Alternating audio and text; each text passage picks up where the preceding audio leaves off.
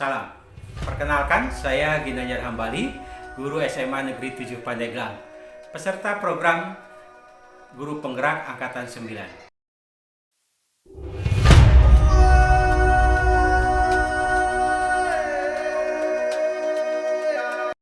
Bapak dan Ibu semuanya, dalam sekolah diibaratkan sebagai tanah tempat bercocok tanam.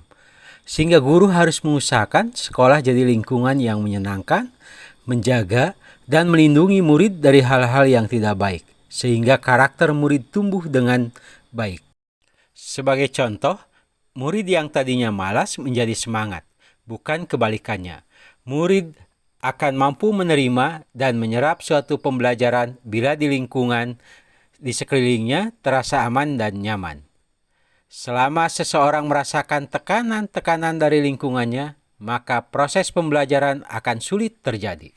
Dengan demikian, salah satu tanggung jawab seorang guru adalah bagaimana menciptakan suatu lingkungan positif yang terdiri dari warga sekolah yang saling mendukung, saling belajar, saling bekerja sama, sehingga tercipta kebiasaan-kebiasaan baik. Dari kebiasaan-kebiasaan baik akan tumbuh menjadi karakter-karakter baik warga sekolah. Dan pada akhirnya karakter-karakter dari kebiasaan-kebiasaan baik akan membentuk sebuah budaya positif. Dalam menjalankan peraturan atau keyakinan kelas, bila mana ada suatu pelanggaran, tentunya sesuatu harus terjadi. Untuk itu kita perlu meninjau ulang tindakan penegakan peraturan atau keyakinan kelas yang selama ini sudah ada. Selanjutnya, saya akan mengupas tentang keyakinan kelas, restitusi, dan praktek restitusi segitiga. Keyakinan kelas merupakan upaya menimbulkan kembali disiplin positif yang berasal dari dalam diri peserta didik. Keyakinan kelas menjadi awal terbentuknya kedisiplinan di sekolah. Untuk itu semua, warga sekolah wajib paham serta mampu mewujudkannya. Mari kita tonton video perumusan keyakinan kelas.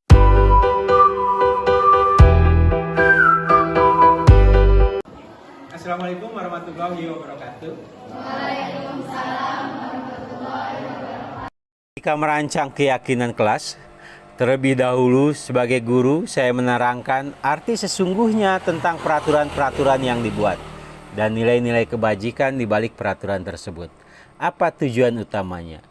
Keyakinan kelas sebagai fondasi yang kokoh dalam upaya menciptakan pembelajaran dan pengembangan diri di dalam kelas.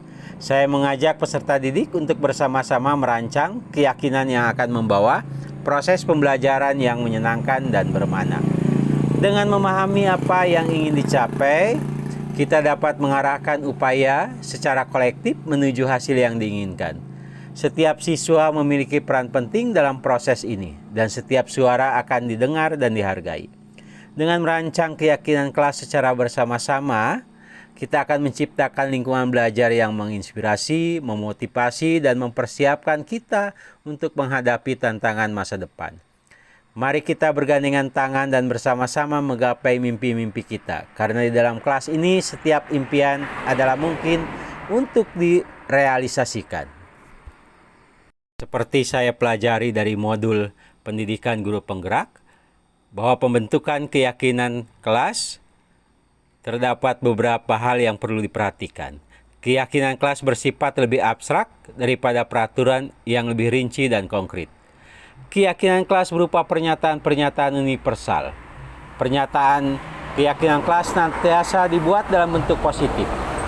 Keyakinan kelas hendaknya tidak terlalu banyak sehingga mudah diingat dan dipahami oleh semua warga kelas. Keyakinan kelas sebaiknya sesuatu yang dapat diterapkan di lingkungan kelas. Semua warga kelas hendaknya ikut berkontribusi dalam pembuatan keyakinan kelas lewat kegiatan curah pendapat. Bersedia meninjau kembali keyakinan kelas dari waktu ke waktu. Langkah pertama yang dilakukan dalam merancang keyakinan kelas adalah mempersilahkan murid-murid untuk bercurah pendapat tentang peraturan yang perlu disepakati di kelas. Masing-masing murid menuliskan nilai-nilai kebajikan apa yang mereka usulkan untuk menjadi keyakinan kelas. Masukan atau usulan dari masing-masing murid kemudian ditempel di papan tulis, di mana semua anggota kelas bisa melihat usulan-usulan dari masing-masing murid.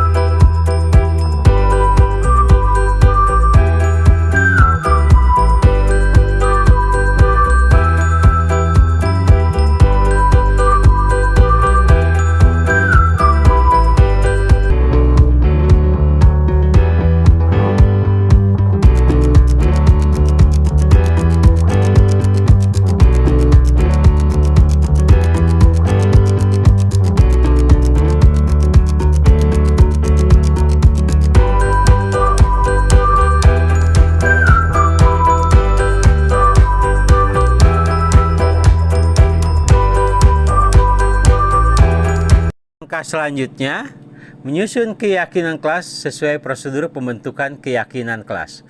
Mengganti kalimat-kalimat dalam bentuk negatif menjadi positif. Contoh, kalimat negatif, jangan berlari di kelas atau koridor. Kalimat positifnya, berjalanlah di kelas atau koridor. Jangan membuang sampah di kelas menjadi, buanglah sampah di tempatnya. Meninjau kembali daftar curah pendapat yang sudah dicatat. Mungkin ada beberapa pernyataan yang tertulis di sana, masih banyak yang berupa peraturan-peraturan. Selanjutnya, mengajak murid untuk menemukan nilai kebajikan atau keyakinan yang dituju dari peraturan tersebut. Contoh, berjalan di kelas, dengarkan guru, datanglah tepat waktu, berada di bawah satu payung, yaitu keyakinan untuk saling menghormati. Atau nilai kebajikan hormat. Keyakinan inilah yang dimasukkan dalam daftar untuk disepakati. Kegiatan ini juga merupakan pendalaman pemahaman bentuk peraturan ke keyakinan kelas. Selanjutnya, meninjau ulang keyakinan kelas secara bersama-sama. Beberapa peraturan telah disatukan menjadi keyakinan. Jumlah butir pernyataan keyakinan juga berkurang. Keyakinan kelas menjadi tidak terlalu banyak. Hal ini bertujuan agar murid atau guru akan mengingat selalu keyakinan yang telah dibuat untuk dijalankan. Gunakan handphone jika ada instruksi atau izin dari guru. Gimana, setuju atau tidak? Tidak, karena redaksi dari kelompok kalian sama dengan redaksi dari kelompok kami. Lebih baik digabungkan saja. Penggabungannya jadi redaksinya boleh menggunakan HP atas izin guru untuk kepentingan belajar. Gimana?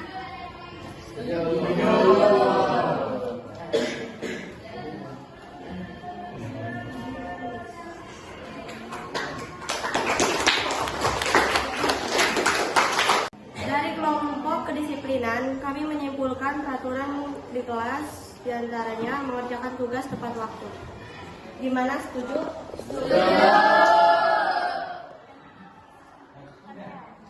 Kesimpulan dari kelompok kami adalah murid dan guru harus saling menghargai. Contohnya, ketika murid bertanya, guru antusias merespon, begitu juga sebaliknya. Gimana? Sebaiknya membuang sampah di tempatnya, di mana tempat sampah yaitu ada di luar kelas. Intinya jangan membuang sampah di dalam kelas. Guru antusias merespon, begitu juga sebaliknya. Selanjutnya, gunakan handphone jika ada instruksi atau izin dari guru. Yang terakhir, peraturan kelas mengerjakan tugas tepat waktu. Nah, dari aturan-aturan ini, dari kesepakatan-kesepakatan ini yang kalian sudah sepakati, sekarang kita rumuskan konsekuensi yang tepat. Ya, kalau misalnya tidak melakukan piket, apa konsekuensinya?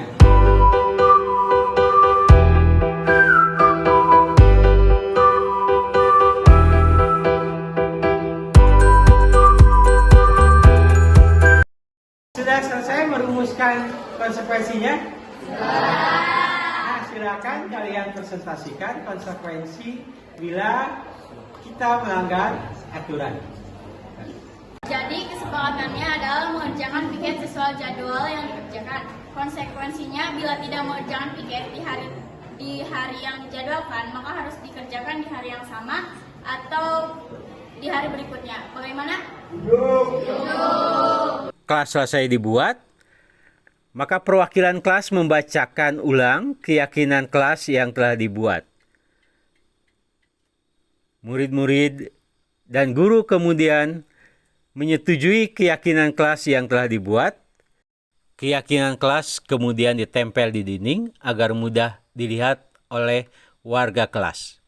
Tapi yang lebih penting adalah keyakinan kelas sebagai pondasi yang kokoh dalam upaya menciptakan pembelajaran dan pengembangan diri di dalam kelas, disadari dan dilaksanakan oleh peserta didik dan guru. Bapak dan Ibu guru semuanya, setelah kita membuat keyakinan kelas, salah satu kegiatan lain yang dapat dilakukan untuk memperdalam keyakinan kelas adalah mempelajari tanggung jawab setiap warga kelas. Keyakinan bertanggung jawab serta hak seseorang adalah sesuatu yang diungkapkan oleh Ki Hajar Dewantara tentang menumbuhkan murid yang merdeka. Beratlah kemerdekaan itu bukan hanya tidak terperintah saja, akan tapi harus juga dapat menegakkan dirinya dan mengatur kehidupannya dengan tertib. Dalam hal ini termasuklah juga mengatur tertibnya berhubungan dengan kemerdekaan orang lain. Ki Hajar Dewantara, buku kuning, halaman 4. Pada pekan pendalaman keyakinan kelas, maka murid-murid dapat diajak berdiskusi tentang tanggung jawab dan hak masing-masing warga kelas, yaitu apa tugas guru dan bukan tugas guru, serta apa tugas murid atau bukan tugas murid. Berikut adalah langkah yang dapat dilakukan dalam mendiskusikan hal tersebut. Guru akan membuat bagian berisi 4 kotak. Masing-masing kotak diisi judul, guru tugasnya, murid tugasnya, guru tugasnya bukan, murid tugasnya bukan. Guru bercurah pendapat dengan 2 cara, mengajak murid berpendapat secara individu atau membagi murid dalam 4 atau 8 kelompok. Dan setiap kelompok diberikan tugas bercurah pendapat tentang masing-masing tugas dan atau bukan tugas guru maupun murid. Hasil dari curah pendapat tugas guru dan tugas murid ditempel di dinding kelas agar dapat dilihat seluruhnya oleh warga kelas. Bapak, Ibu guru semuanya, sebelum kita melanjutkan ke segitiga restitusi, mari kita bahas 5 posisi kontrol.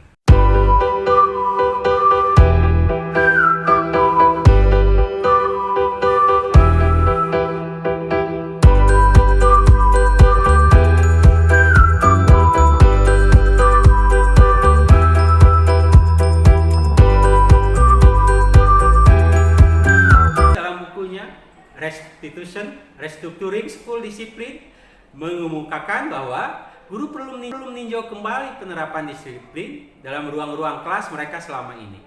Apakah telah efektif? Apakah berpusat, memerdekakan dan memandirikan murid? Bagaimana dan mengapa?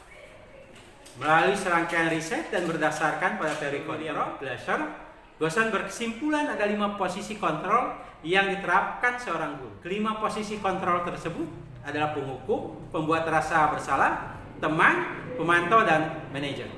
Posisi kontrol seperti apa yang dilakukan oleh Bapak dan Ibu guru?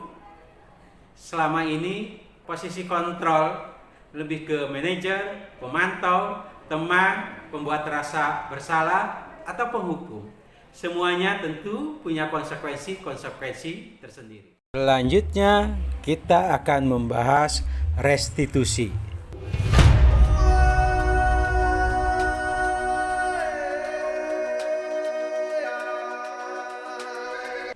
Restitusi adalah proses menciptakan kondisi bagi murid untuk memperbaiki kesalahan mereka, sehingga bisa kembali pada kelompok mereka dengan karakter yang lebih kuat. Bagaimana tahapan restitusi segitiga? Yang pertama, menstabilkan identitas. Bagian dasar dari segitiga bertujuan untuk mengubah identitas anak dari orang yang tadinya gagal karena melakukan kesalahan menjadi orang sukses. Anak yang melanggar peraturan karena sedang mencari perhatian adalah anak yang sedang mengalami kegagalan. Dia mencoba untuk memenuhi kebutuhan dasarnya, namun ada benturan. Kalau kita mengkritik anak yang gagal, maka kita akan tetap membuatnya dalam proses posisi gagal. Apa yang bisa guru lakukan?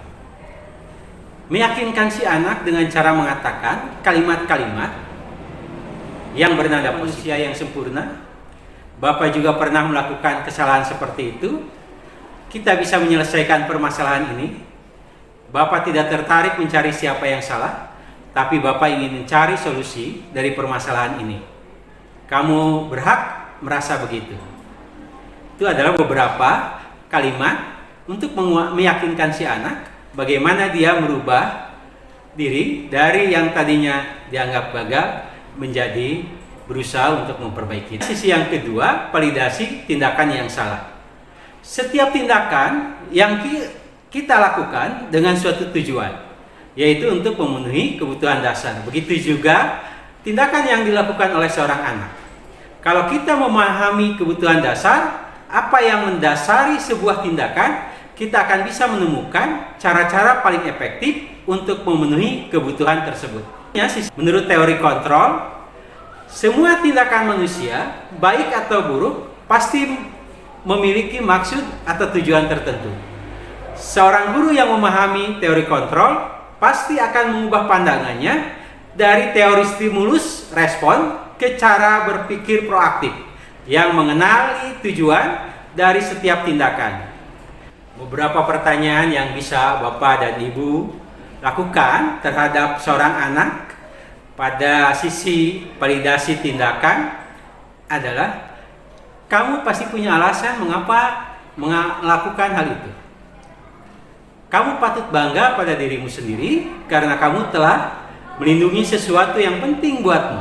Tapi ada hal jadinya yang merugikan orang lain. Selanjutnya, kamu boleh mempertahankan sikap itu, tapi kamu harus menambahkan sikap yang baru. Kamu boleh mempertahankan sikap. Sisi yang ketiga, menanyakan keyakinan. Teori kontrol menyatakan bahwa kita pada dasarnya termotivasi secara internal.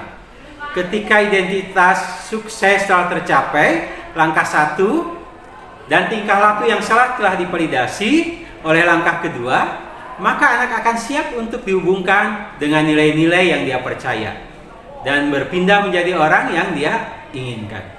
Pertanyaan-pertanyaan di bawah ini menghubungkan keyakinan anak dengan keyakinan kelas atau keyakinan keluarga atau keyakinan yang disepakati oleh bersama.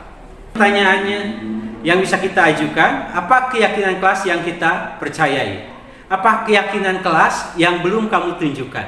Pertanyaan, apakah tindakanmu mencerminkan keyakinan kelas tersebut? Penting untuk menanyakan ke anak, kehidupan seperti apa nantinya yang mereka inginkan. Apakah kamu ingin menjadi orang yang sukses, bertanggung jawab, atau bisa dipercaya?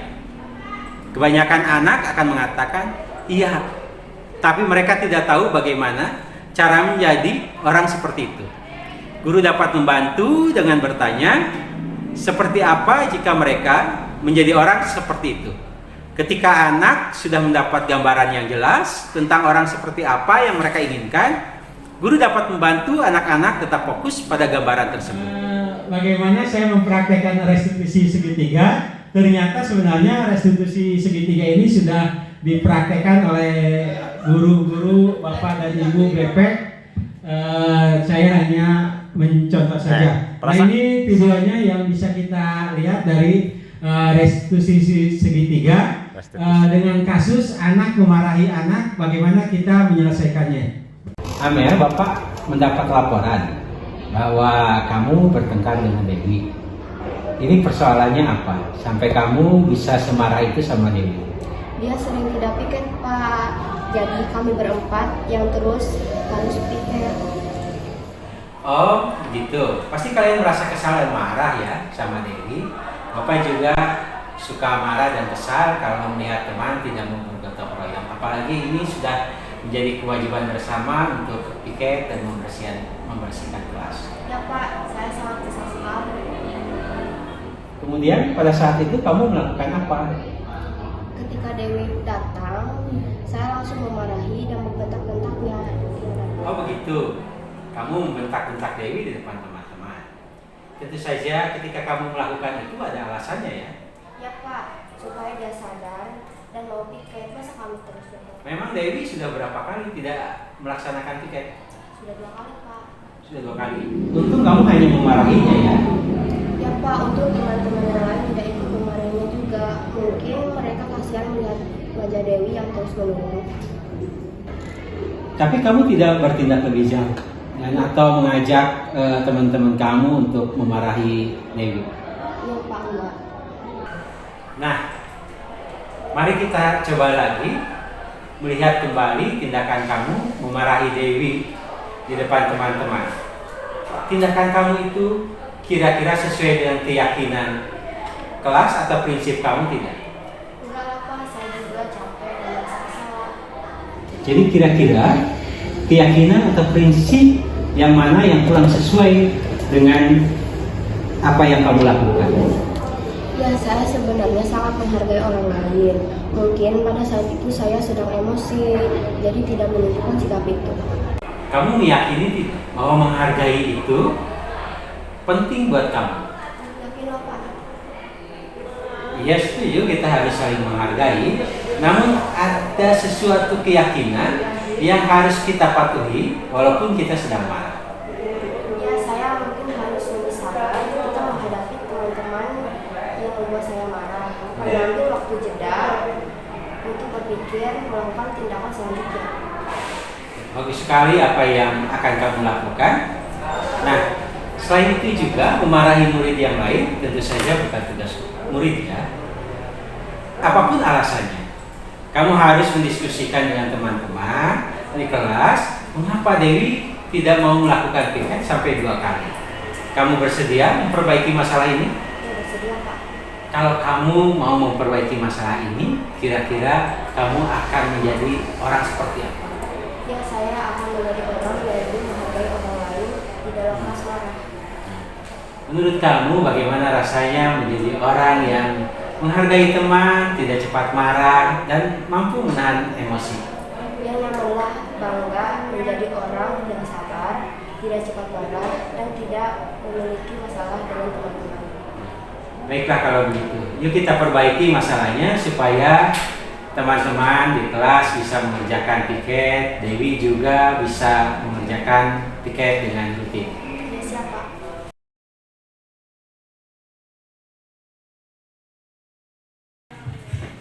Ya, terima kasih atas kesempatannya. Yang saya tanyakan mungkin apakah urutan dari segitiga itu baku atau bisa saling atau menyesuaikan, tidak harus misalkan menstabilkan tindakan dulu, bisa menanyakan keyakinan dulu, atau seperti apa? Terima kasih. Terima kasih Pak In pertanyaannya. Bagaimana Bapak dan Ibu mengerti pertanyaannya? Oke, untuk menjawab pertanyaan ini Bu Anu, salah seorang peserta supaya hidup diskusi kita. Mangga Bu Anu. Terima kasih kesempatan untuk menjawab ya. Jadi karena bentuknya segitiga, nu ngaranna segitiga luma kan teu aya nu awal teu aya nu akhir, tidak ada yang awal, tidak ada yang akhir. Siklus. Jadi mau yang mana dulu itu boleh gitu. Gitu ya Pak Gin ya? Boleh Pak Gin. Boleh yang mana sebagai. Terima kasih Bu Anu. Aplaus dulu untuk Bu Anu. Jawabannya betul apa yang dikatakan oleh Bu Anu bahwa segitiga itu siklus, kita mau kondisional mengarah dari mana tergantung kondisi dan situasi yang kita hadapi atau kondisi dan situasi kebutuhan anak. Dan apa yang kita lakukan hari ini bermanfaat untuk merubah keadaan. Bagaimana kita cara menangani anak untuk membudayakan budaya positif di lingkungan sekolah kita.